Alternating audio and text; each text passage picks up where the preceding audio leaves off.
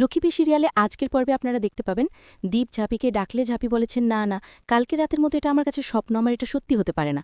তখন দীপ আবারও বলে এটা স্বপ্ন না ঝাঁপি, আমি সত্যিই এসেছি। তখন ঝাঁপি ঘুরে তাকালে দেখে দীপ তখনও দাঁড়িয়ে আছে, আর তখন ঝাঁপের হাতের উপর হাত রাখে আর বলে তুমি সত্যি ফিরে এসেছো তো? হ্যাঁ। তুমি যাওনি গো লন্ডনে? তো না, এত বড় খবর শুনে আমি কি করে লন্ডনে চলে যেতে পারি? তোকে বিপদে ফেলে ভাগ্যিস চুন্নি আমাকে ঠিক সময় ফোনটা করেছিল, তাই তো আমি তাড়াহুড়া করে আবার দিল্লি থেকে আমি ফ্লাইট নিয়ে এখানে গিয়ে ঘুরে এসেছি, শুধুমাত্র তোর কারণে।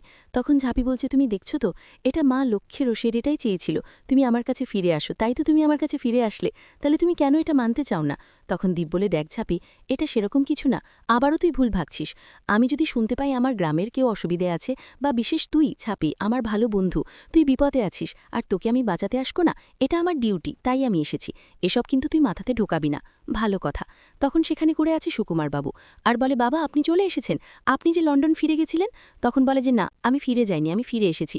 তখন সেখান করে সুকুমার বাবু বলে কেউ পারবে না আপনার ঝাঁপিকে এবার বাঁচাতে। আর তখনই সেন্টি মানে এসডি ম্যাডাম সেখানে আসে আর বলে সেটাও কি আপনি ঠিক করবেন সুকুমার বাবু?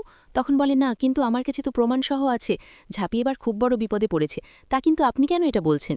তখন বলে আমি যেটা বলছি সেটাই আপনি শুনুন, আর তার সঙ্গে ঝাঁপিকে নিয়ে আপনি আসুন। তখন ঝাঁপি লকআপটা খুলে দিতে বলে।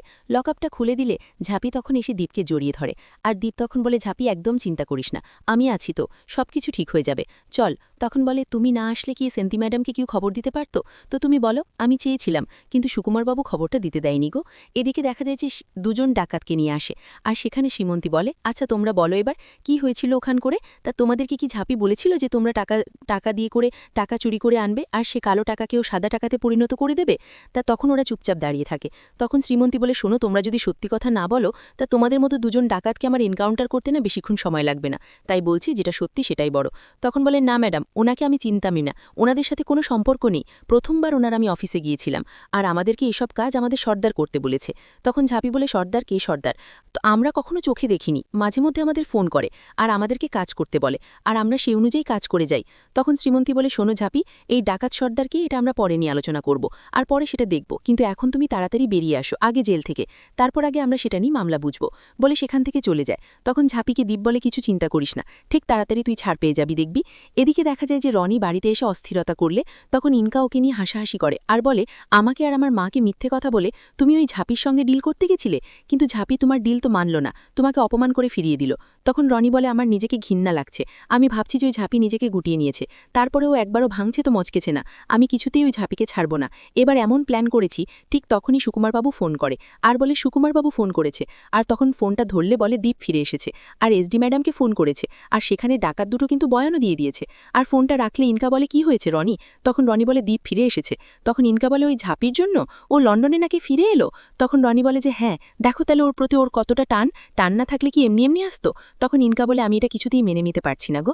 তখন রনি বলে আর আমিও বা মেনে নিতে নাকি নাকি। এদিকে দেখা যায় যে ঝাঁপিকে আদালতে নিয়ে যায় আর তখন ঝাঁপির উকিল বলছে আমি সমস্ত প্রমাণ দিলাম হুজুর যে ঝাঁপিয়ে কাজটা করেনি, সেটা বয়ানও আছে, এই ডাকাত দুটো কিন্তু নিজে মুখে কিন্তু স্বীকার করেছে। আর ঝাঁপি তখন মনে মনে বলছে হয়তো মা লক্ষ্মীর এটা ইচ্ছে যে তুমি এসে আমাকে বাঁচাতে, তুমি না আসলে কি আমাকে কেউ বাঁচাতে পারতো বলো? নেক্সট টাইম আমাকে ফোন করে কেউ ডাকতে পারতো, তাই তো আমি বেঁচে গেলাম নাকি? এদিকে চুন্নি তখন পিসুমণিকে বলে এবার কিন্তু ঝাঁপিকে কেউ আটকে লাগতে পারবে না। পিসুমণি বলে মনু বলছি এবার ঝাঁপিকে ওরা ছেড়ে দিবে? তখন পিসুমণি বলে কার সাধ্য আছে, দীপ যেখানে এসেছে সেখানে ঝাঁপিকে এখানে আটকে রাখার, ঝাঁপিকে ঠিক ওখান থেকে বের করে নিয়ে যাবে। এদিকে নীলু চঞ্চলকে বলে দেখ দাদা, আমি তোকে বারবার করে বললাম যে ঝাঁপি এটা করেনি, আবারও নিজে নিজে অপমানিত হবি, কিন্তু আমার কথা তো তুই কিছুতেই শুনলি না, দেখ আবারও অপমানিত হলি, এর জন্য তোকে বারবার করে বারণ করেছিলাম। তখন চঞ্চল বলে আচ্ছা আপনি এখানে বসে আছেন কেন, আপনাকে কি এতগুলো টাকা দিয়ে আমি এমনি এমনি নিয়ে এসেছি, আপনি কিছু বলছেন না? তখন চঞ্চলের উকিল উঠে আর বলে শুনুন আমার কিছু কথা বলার আছে। তখন জজ সাহেব বলে আপনার আবার কি কথা বলার আছে? তো আছে একটা কথা বলুন হুজুর, যে মানুষ দুটো কালকে পর্যন্ত বলল যে ঝাঁপি ওদেরকে বলেছিল ডাকাতিটা করতে আর আজকে রাতের মধ্যে বয়ানটাও পাল্টে ফেললো, এমন কিছু কি ঘটেনি সে লকআপে? তখন হুজুর বলে আচ্ছা তুমি কি বলতে চাইছো আমাকে একটু ক্লিয়ার করে বলো। তখন বলে আমি বলতে চাই যে হয়তো এই রাতের মধ্যে ওই লকআপে এমন কিছু ঘটেছিল যে ওরা এই বয়ান পাল্টাতে বাধ্য হয়েছে। তখন জজ সাহেব ওদেরকে জিজ্ঞাসা করে আচ্ছা তোমরা দুই জায়গাতে দুই রকম কেন বয়ান দিলে, তোমাদেরকে কেউ কিছু ভয় দেখিয়েছিল? তোমরা নিজ অর্থে বলতে পারো, এখানে কিন্তু কেউ কিচ্ছু করতে পারবে না। তখন ঝাঁপি বলে এবার কি হবে, আমার তো জেল হবেই, কিন্তু যে আমার জন্য ভালো মানুষটাকে তো বিপদে পড়তে হবে, আমি তো চাইনি এসব। তখন ডাকাত দুটো বলে যে হ্যাঁ, আমাদেরকে ভয় দেখিয়ে কথা আদায় করে নিয়েছে। তখন জজ সাহেব বলে কে ভয় দেখিয়েছে তোমাদেরকে? তখনও এসডি ম্যাডামের দিকে আঙ্গুল তোলে। আর তখন জজ সাহেব বলেন, কি বলছো তোমরা?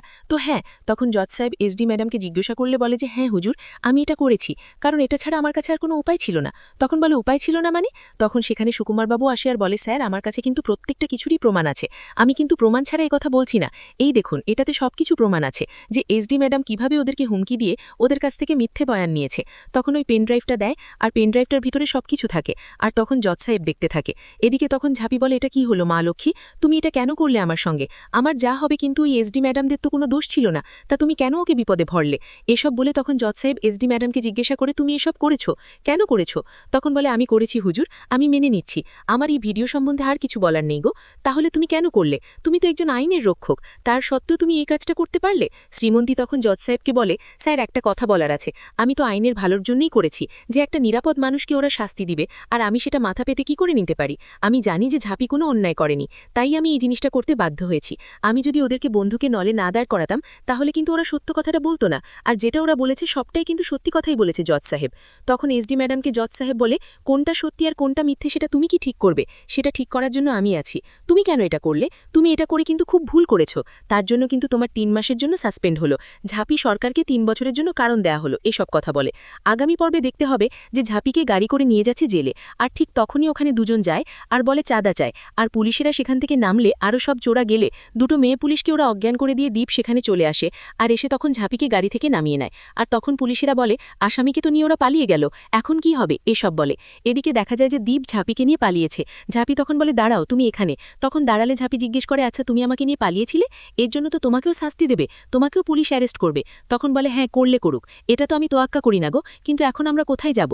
তখন দীপ বলে, ঠিক যাওয়ার জায়গা আছে। তো আজকের পর্বটা কেমন হয়েছে?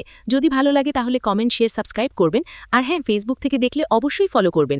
আর কোন কোন সিরিয়ালের আপডেট পেতে চান আমাকে অবশ্যই বলবেন, আর আমি যদি কোনো জায়গাতে ভুল ত্রুটি বলে থাকি তাহলে আপনারা ক্ষমা করবেন।